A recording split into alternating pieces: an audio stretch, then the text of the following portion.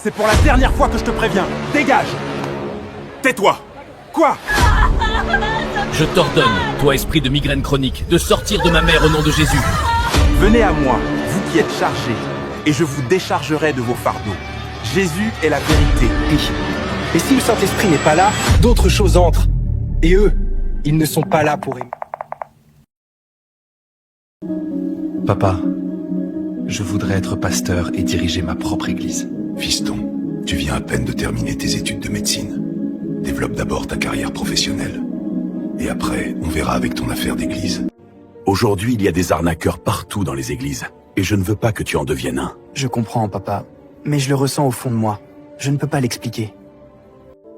Dieu m'appelle à partager la bonne nouvelle. Et ma carrière professionnelle va bien. Tout va bien, car l'Éternel a tout assuré pour moi. L'un n'empêche pas l'autre. De nos jours, est-ce que les vrais miracles existent encore? Tout a l'air faux. Moi, j'y crois, papa. Vraiment, papa. Un jour, tu verras combien Dieu est grand. Aujourd'hui, pour gérer une église, il faut le faire avec puissance, Nestor. As-tu cette puissance? Papa, je n'ai pas besoin de prouver quoi que ce soit. Dieu lui-même fera son travail. Il a dit, ne vous inquiétez pas de ce que vous allez dire, car tout vous sera donné au moment même. Et malgré tout, j'irai faire un stage chez un pasteur expérimenté, auprès de qui j'apprendrai à servir Dieu comme il le faut. Tu sais que quand Nestor a quelque chose en tête, surtout quand ça concerne son Dieu, il est presque impossible de le faire changer d'avis. Laisse-le faire. Et si ça ne va pas, ça lui servira de leçon. Il est en train de gâcher sa vie pour cette histoire de Jésus. Victor, Jésus n'est pas une histoire. Je ne sais pas quoi faire. Depuis 5 ans, aucun traitement n'a marché. Cette migraine ne fait que persister. Ah, ma tête, ça me déchire. Maman, si tu veux, je peux prier pour toi. Jésus peut te guérir. Ne te moque pas de moi, Nestor. C'est sérieux. Je souffre énormément. C'est sérieux, maman. Je l'ai vu guérir beaucoup de personnes. Oh, ma tête. À travers moi. Nestor, depuis quand tu as guéri quelqu'un, toi? Ce n'est pas moi, maman. Ce n'est pas directement moi. Il y a quelqu'un en moi qui peut le faire. Ah bon? Donc, Nestor, tu veux dire que tu es possédé? Anné, je te l'avais dit, ton fils est devenu beaucoup trop calme ces derniers temps. Et là, il vient de l'avouer. Mais non, papa. Le Saint-Esprit n'est pas un démon. En réalité, il est exactement à sa place. Dès le début de la création, Dieu a mis son esprit en l'homme, à travers le souffle. Et après la chute, dans le jardin, l'homme a été séparé de Dieu. C'est pour ça qu'on parle de mort spirituelle. Parce que Dieu est la vie, papa. Et l'absence de la vie, c'est la mort. Voilà pourquoi Dieu a envoyé son Fils unique, pour restaurer la relation perdue. Et après la mort de Jésus sur la croix, Dieu a repris sa place en nous. C'est pour ça que Jésus parle de vie éternelle. Parce qu'à travers lui, la vie est revenue en nous. Ah, l'homme est comme un temple. Ce temple doit être habité. Si Dieu n'est pas dans ce temple, d'autres choses prennent la place. Et ces choses-là ne viennent pas pour faire du bien. Nestor. Certains cherchent à remplir ce vide avec l'alcool, d'autres avec la cigarette, d'autres avec le sexe ou l'argent. Mais ce vide reste là. C'est comme une pièce de puzzle manquante. Peu importe ce que tu mets dedans, ça rentre pas. Les gens pensent, quand je serai riche, tout ira bien. Mais une fois riche, le vide est toujours là. Lorsque ce vide les ronge, ils veulent plus, encore plus, toujours plus. En réalité, papa, ils cherchent Dieu même s'ils le nient. Il n'y a qu'une seule personne qui peut occuper cette place. Le Saint-Esprit. Et si le Saint-Esprit n'est pas là, d'autres choses entrent. Et eux, ils ne sont pas là pour aimer. Pas cette place. Ils sont là pour exploiter, voler et détruire. Voilà pourquoi Jésus a dit, je suis le cep, vous êtes les sarments. Sans moi, vous ne pouvez rien faire. Papa. Papa, si Jésus n'occupe pas cette place, rien ne pourra jamais boucher ce vide. Absolument rien du tout. Mon fils, j'ai fait de la philosophie à l'école. Mais toi, c'est un autre niveau. N'empêche, ce que tu dis là, ça m'a effrayé. Alors, tu nous expliques ça comment, Nestor? Moi, je n'ai rien compris du tout. Donc tu veux dire quoi, Nestor? Tu es habité par qui, là, en ce moment? Par le Saint-Esprit. Il a repris la place qui lui revient de droit en moi, parce que j'ai accepté Jésus comme mon Seigneur et mon Sauveur. Vous pensez que ces paroles viennent d'où, selon vous? Pas de moi, de lui. C'est lui qui vous enseigne à travers moi. Attends, là, Nestor, tu mélanges tout. Tu veux dire que ce n'est pas toi qui me parles en ce moment, mais le Saint-Esprit? Non, non, je ne peux pas me tromper, c'est toi. C'est mon fils. Papa. Ton fils est en train de devenir bipolaire. Une crise identitaire. Je l'entends. Mais je suis encore là, entier. Mais non, papa. Quand le Saint-Esprit vient habiter en nous, il ne nous remplace pas. Il ne fait qu'un avec nous. C'est-à-dire, nous vivons en lui, et lui vit en nous. Il nous enseigne les choses au moment même où nous avons besoin de les dire. Si vous voulez, je peux prier avec vous. Et vous allez le recevoir, l'expérimenter, et voir par vous-même combien il est bon. Ah non, moi je suis pas prêt à recevoir quelqu'un en moi. Après, je vais souffrir de crise identitaire, hein. J'aime bien mon corps, moi. Papa, si tu ne veux pas, libre à toi. Mais peut-être que d'autres choses sont déjà là. Peut-être que les étrangers sont déjà là, essayant de boucher ce vide. Tais-toi un peu, Nestor. Tu fais peur à ta mère. Pire avec... Ma tête, ça brûle, ça me déchire. Maman, calme-toi, regarde-moi. Anne, qu'est-ce qui t'arrive? Je ne sais pas quoi faire. Ça revient, je peux plus. Respire avec...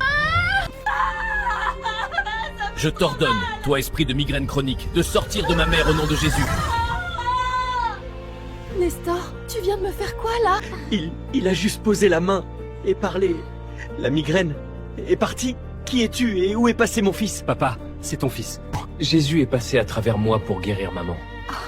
C'est vrai, Victor. Je sens plus rien. On connaît ça, Filston, c'est peut-être juste un coup de chance. Tiens, si c'est vrai que ton Jésus guérit mon dos. Je me suis trop assis hier, ça me fait mal. Alors ordonne encore, Filston, qu'il sorte cette maudite douleur. Papa, ce n'est pas comme ça que ça marche. Le Saint-Esprit n'est pas un objet, et ni une puissance qu'on peut manipuler à notre guise. Il m'est à donner l'autorité de guérir les malades. Mais ce n'est pas pour prouver quoi que ce soit. Il le fait par amour. Alors... Et je ne relèverai pas ton défi. Tu n'as pas besoin de guérison, et tu veux juste tester si c'est vrai. Et avec Dieu, on ne teste pas. Soit on est avec lui, et soit on ne l'est pas. Il est écrit, tu ne tenteras pas le Seigneur ton Dieu. Ah, Filston, peu importe. Moi j'y crois maintenant. Comment puis-je lui donner ma vie, Nestor? Tu n'as pas oublié comment ma migraine chronique a disparu ce jour-là, Victor? C'est Nestor qui a prié. Oui, je m'en souviens. Mais ce n'est pas une raison pour tout plaquer. Moi j'y crois. Et Dieu prendra soin de notre fils. Venez à moi, vous qui êtes chargés, et je vous déchargerai de vos fardeaux. Jésus est la vérité. Il est la vie. Écoute, on a assez entendu parler de ton Jésus. Maintenant, dégage de notre coin. On n'a pas besoin de toi ici. Quiconque croit en lui n'est jamais couvert de honte. Mais la honte est pour ceux qui sont infidèles sans raison. On n'a pas besoin de toi ici. Quand vous parlez, vous utilisez le mot « on », et pourtant je ne vois que vous seul. Si la parole que je prêche ne vous plaît pas, libre à vous de ne pas croire. Mais ne privez pas les autres d'écouter. Car chacun est responsable de son salut. Moi, je fais simplement le travail pour lequel j'ai été envoyé. Soyez bénis, monsieur. Jésus sauve. Jésus guérit. Jésus restaure les vies. Venez à lui tel que vous êtes. Mes amis, il faut trouver la paix intérieure. Je vous ai dit d'arrêter. On ne veut pas de vous ici, tu ne comprends pas quoi. Dégage de notre coin. Mes frères, mes sœurs, le temps est proche. Jésus revient bientôt. Ce message est devenu aujourd'hui un sujet de moquerie. On en rit, on le tourne en dérision. Mais je vous assure d'une chose. Il ne nous reste plus ni des heures, ni des minutes. Nous sommes déjà dans la dernière seconde. Tout a été mis en place. Tout est prêt pour le retour du Seigneur. Je ne vous dis pas cela pour vous faire peur. Je ne veux pas que vous veniez à Jésus par la peur. Loin de moi cette idée. Je vous parle comme un frère, comme un ami, Comme quelqu'un qui dit « Fais attention, il y a de gros nuages. Une grande pluie arrive. Dépêche-toi de rentrer tes habits avant qu'ils ne soient mouillés. » Si l'ami, si le frère ne fait pas attention, tout ce qu'il a laissé dehors pour être au sec sera détruit par la pluie. L'intérieur, ici, c'est Jésus. Ramassez vos affaires. Venez à l'intérieur. Il ne vous rejettera pas. Il ne vous condamnera pas. Il vous guérira. C'est pour la dernière fois que je te préviens. Dégage. Tais-toi. Quoi? Gamin, tu me dis de me taire. Ce n'est pas à vous que je parle, monsieur, mais à celui qui parle et agit à travers vous. Oui, je te connais. Tu n'es là que pour voler et détruire. Il est écrit « Je voyais Satan tomber du ciel comme un éclair. Voici, je vous ai donné le pouvoir de marcher sur les serpents et les scorpions. J'ai reçu l'autorité sur toute ta puissance. » Je m'imprègne de cette parole. Je t'ordonne de quitter cet homme maintenant même, au nom de Jésus. Ne reviens plus jamais. Tout à l'heure, j'étais en colère contre vous.